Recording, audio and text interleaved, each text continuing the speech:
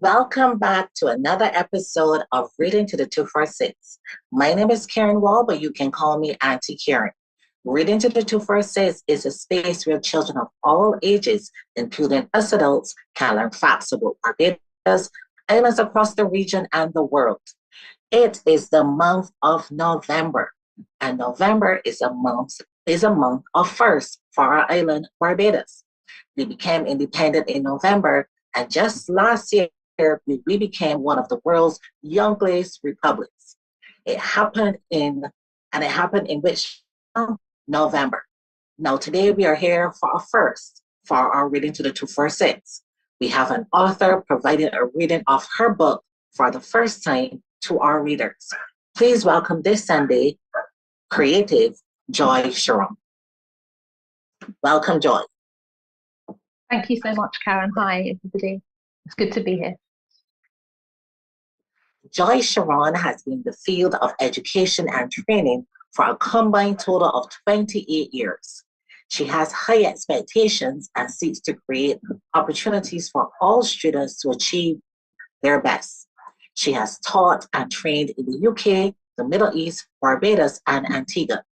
She is passionate about education as she believes that it compounds the opportunities that are available in our lifetime. Moreover, she believes that every human being ought to have the basic right to read and write. However, seemingly, this is read and write. However, seemingly, this is not so in many countries around the world.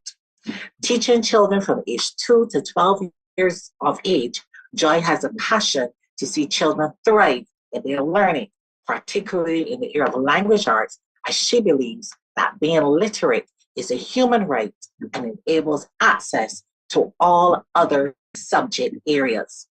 Recognizing the many benefits of the Jolly Phonics program as a valuable tool in the quest to teach reading and writing, Joy became an accredited professional trainer of the Jolly Phonics program. She enjoys serving teachers by equipping them to create the greatest opportunities for their charges to acquire the skills of reading and writing. She is currently based in Barbados. Welcome again to Reading to the 246, Joy. Share with our readers, why is literacy and reading so important and why we should consider it, as you said, a human right? Well, literacy is important, firstly, because so many things in life require that we need to be able to read and write. There's very little in the form of a career that you can do that doesn't include reading and writing. I was fortunate to be amongst one of the 40% who learns to read relatively easily, but there are a further 60% who find reading quite challenging. And when I recognized that that was an issue, I realized that I could do something about it. So with the skills of reading and writing, we can access more of the world, we can communicate better and have better life choices. So I think that was the answer to the first part. And then the second part of the question, Karen, was? The second part was, why do you consider reading to be a human right? So yeah, I think that as it's a skill that we require for most of what we do in life, I think that everybody ought to be able to have access to reading and writing. I don't think it should be excluded for just a few or those that have the most finance or those that are, yeah, those that are the most wealthy. I think that as we need it to survive, really, that it's important that everybody has access to it, and it's not for the few, but for everybody. I totally agree with that. Now you're sharing your book for the first time. Please share with us, our readers, the adventure behind Do I Have to? So do I have to? Yeah, it's a children's picture book, and I'm a teacher by profession. I'm also a trainer, but I love the teaching that I do, and I love picture books as a means of having all children having access to books, whereby you can look at the pictures, and the pictures tell the story. And then for the teacher will read the words that adds the additional language and vocabulary for the children listening. And so this particular story is called Do I Have to? And it's applicable to children as it is for adults. It's just that where a child might say, "Do I have to?" An adult might not say, "Do I have to?" But they may experience the same feeling. So whilst it is a children's book, it's equally applicable to adults, and hopefully adults will enjoy it as they read it and share it. And so it's an adventure for life, and it's about sometimes having to leave those comfortable places that we may not want to, but we know it's for the best. But maybe sometimes we don't actually recognize that it's for the best until we leave the comfortable place. So that's the adventure of this story. And even though we adults may not say out loud, we will say mentally. When we come back after the break, we go right into story time with Joy Sharon as she shares her book, Do I Have to?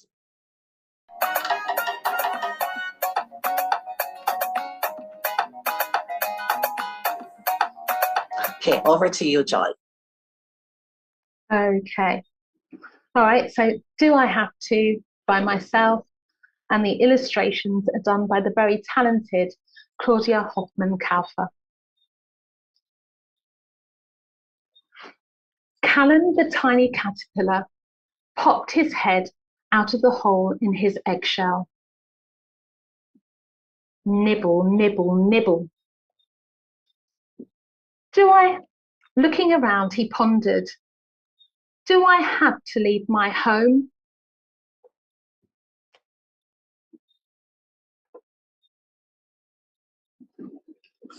Somehow, he knew it was the best thing to do.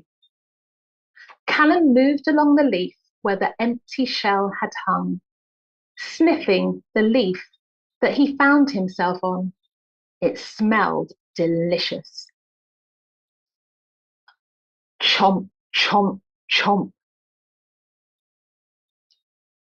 There was only a small part of the leaf left. Do I have to leave here? He thought. Somehow, he knew that it was the best thing to do. He peered around, looking at the lush green leaves above and below him. Travelling down the stem, with food on his mind, he found lots to eat. He chomped by day, and he chomped by night, getting bigger and wider and heavier and stronger. Sometimes he ate so much that his skin shed. Even though this seemed uncomfortable, it made room for him to eat more and more and more. Yum, yum, yum. After many days of eating, Callum became slower and felt tired.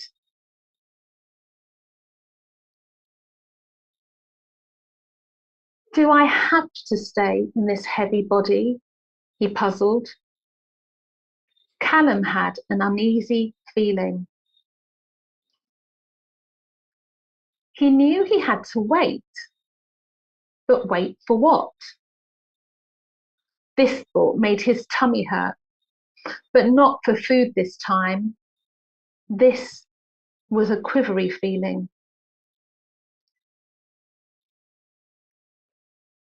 With all of the strength he had left, he spun a blanket to protect himself.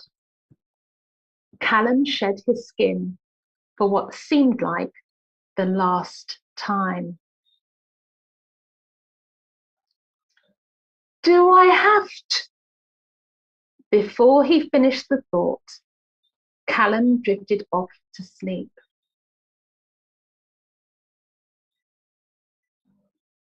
Days and nights passed and nothing happened.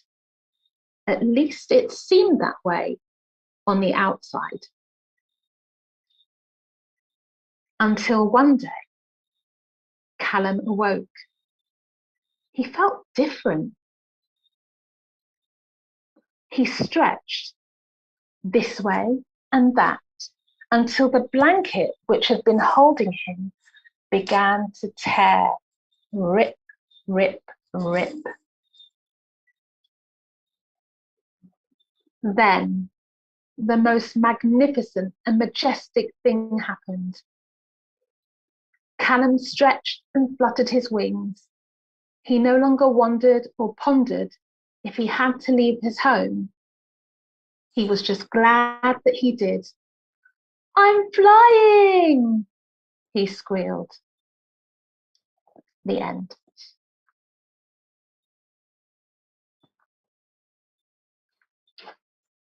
That's it for story time.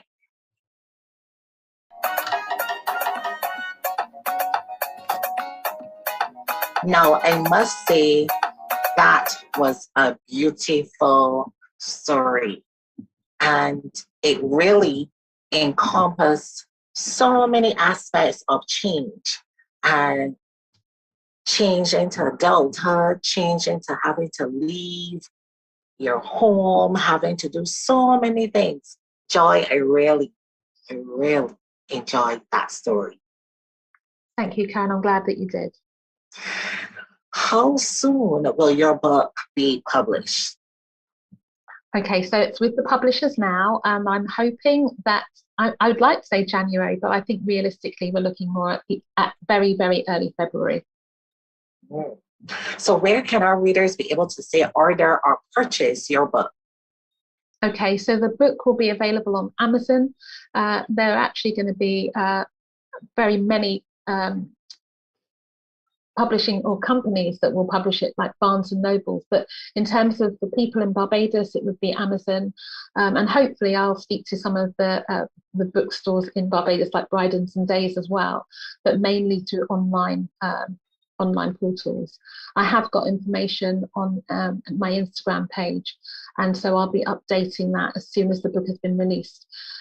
It's with Ingram Sparks, and that's like 4,000 different options to purchase, so there are lots. Now, I know you ran a very interesting program, very active program, I have to say as well, Read and Write with Joy. Tell us a little bit about that program. Okay, so Read and Write with Joy is really my business. I run a number of programs with Read and Write with Joy. So one of the main programs that I offer to teachers is called Unlocking the Code to Reading and Writing. And within that program, we look at all aspects of reading. We look at what is reading, first of all, what is reading and writing. So we look at a definition. And then we start to explore some of the approaches to reading that teachers may use currently, so that teachers can actually evaluate how effective those methods are. And we go on to look at how complex English is as a language, which is very complex, before looking at the Jollyphonic program, which supports teachers to unlock the code so that they can teach children to read and write effectively. So that's one of the main programs that I offer for teachers. Currently in the process of working with a business partner, Lauren Davis, and we're working on a program which is called Laying the Success for Early Reading and Writing, which is aimed at parents, supporting them to teach their children to read from the very foundations. So with parents and teachers working together, we're hoping that children will be reading successfully. That's the plan. So those are two of the main. There are others, but those are the two main programs at the moment. So how would persons say get in contact with you or get onto the program? How long does the cohort perhaps run?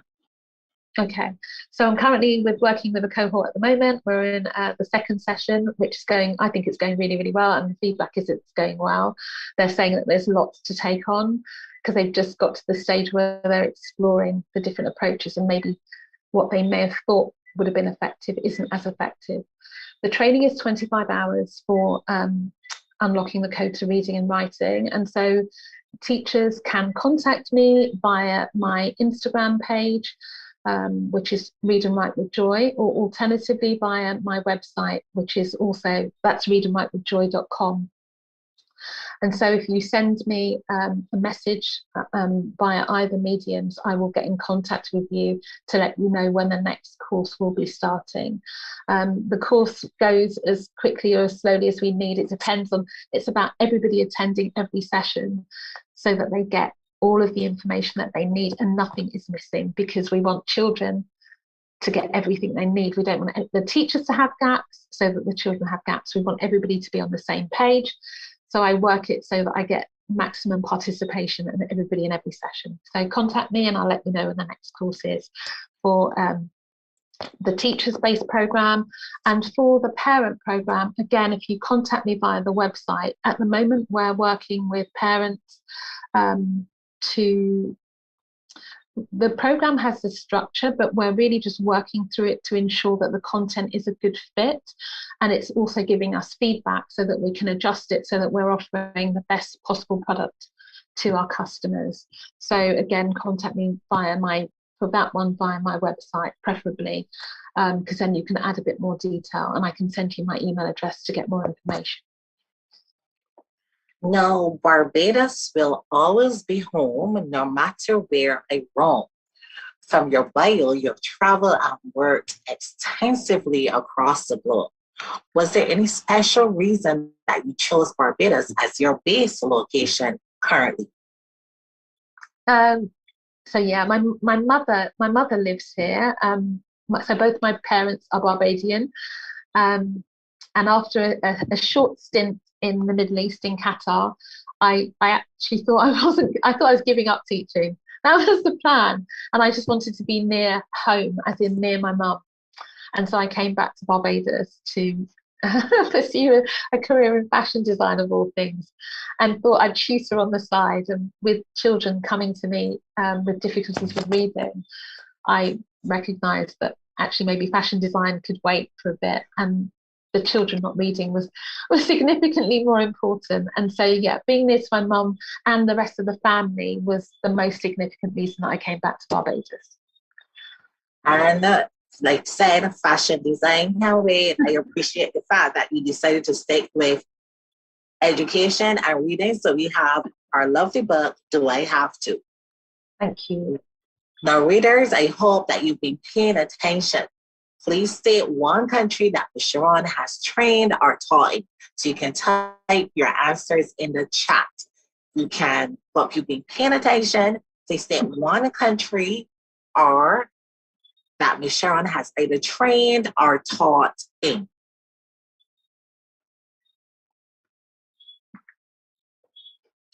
Now, when we come back, it's time for a Bajan mashup. Still type your answers, but we're moving on to a Bajan mashup.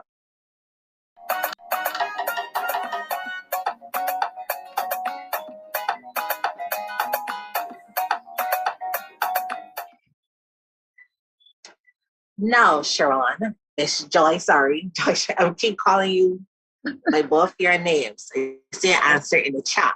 That we'll chat that out when we're finished this session. Your favorite traditional Bajan game? Okay, so I would have to say, I don't know if they're necessarily traditional, but they're what I associate with Barbados, not that they may have originated here. So I love to watch cricket. I absolutely love cricket. So I was kind of raised on cricket as a child, taken to Lord's cricket ground with my father. And I like to play dominoes, right? So yeah, those would be my favorite games. And I loved it too, because you can play cricket in any village. You can find dominoes in any neighborhood shop or by any neighborhood house. Once you have a set of dominoes, it's game time is on. Definitely. 6 love, preferably. What are the 4 main ingredients in conkeets? Okay. 4 main ingredients in conkeets. Flour, corn flour and flour. Corn flour. Coconut. Pumpkin. Did I say plain flour as well? Does that cane. count? Is flour count Okay, as one? sugar. Sugar, sweet potato. Yeah. So we How's have that? so we Butter? have yeah, we have the butter. So we have flour, corn flour, pumpkin. Some people put in a little bit of sweet potato sometimes. Mhm. And raisins, raisins are optional, but Yeah, definitely. conkeys are conkeys. I'll eat them before I go raisins. So persons on the live, if you feel free to send conkeys my way. You feel free. A place that holds a special memory that makes you always want to return to Barbados. I've got to say two. Can I be cheeky? So Oh, my grandmother's house in Marchville, St. Philip, yeah, just holds such fond memories for me, as does the memory of my grandma, so her home, and also the beach. Like, I'm a water baby, so if I'm not if I'm not at the beach, then if I'm not at the beach, then Joy's not really in Barbados. So that means I have to be there at least once a week when I'm here. So yeah. mm. And I agree with you. I definitely love the beach. Something about our beaches just always seem to remind us of home. And it's so relaxing as an educator myself to just walk on the beach on Friday evenings and just distress, let go of all of the week's stress. Question number 4. A Barbadian saying that still gives you trouble to understand. Write it down. The tongue that does buy you does sell you. The tongue that is what? Buy you, buy you, like buy you. The tongue that bites you to sell you. Yeah. Even I having trouble understanding it. So you go, "Ugh, the tongue that is biting you to sell you." And you have to look at that one. No, true or false, the father of independence, Sir Errol Walton Barrow, was a pilot, a mariner, and also an author. Let me repeat it again. True or false? The father of independence, Sir Errol Walton Barrow, was a pilot, a mariner, and also an author. I think it's false. He was a pilot. He was an aviator. He was in the RAF, and he was an author. But I don't think he was a mariner. I don't think. So I think I'm going to say false. You're actually correct. He was a pilot, he was an author, but he also loved the sea as well. So he was able to do Oh, scuba diving and stuff, but he wasn't a full-fledged mariner. okay. So you are correct. And that's it for a Bajan mashup.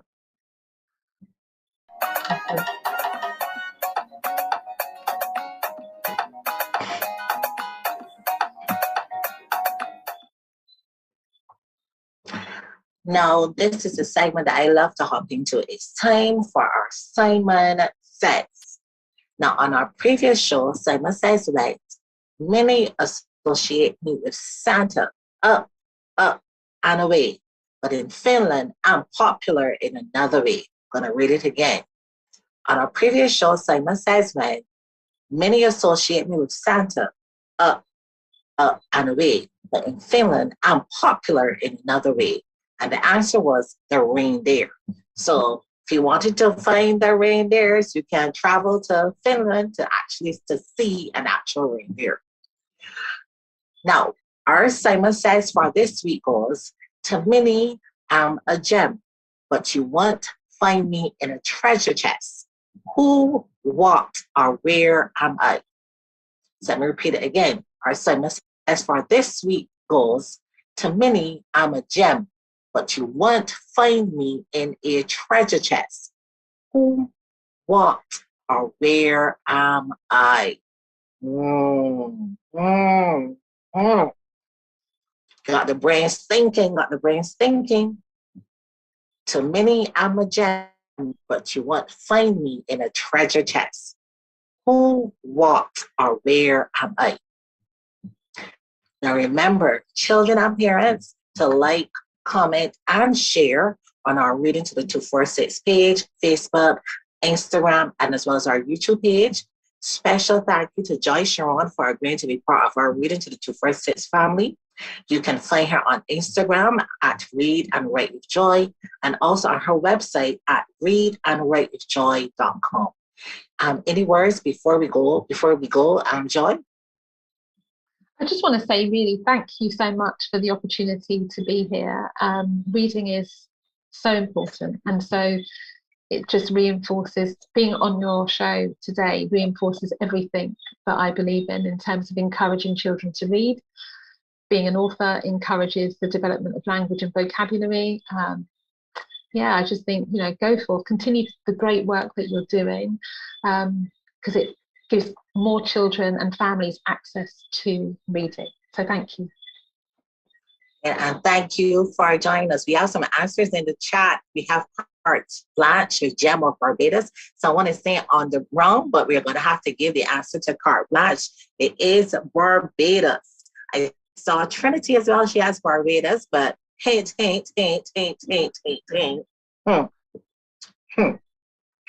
we're going to give it to Carte Blanche. He's new. Trinity would have won a prize previously, so we're going to go with Carte Blanche. Good.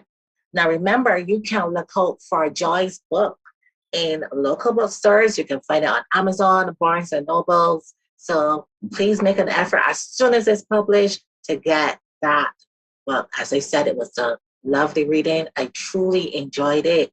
I felt warm inside. I felt that transition of moving from to teenager to adult, making those changes. And then as a child, going from primary into secondary school, that book can cover so many aspects of our lives. So finally, readers, before you go, I have one saying: reading can take you where your imagination can't. Have a great evening, everyone.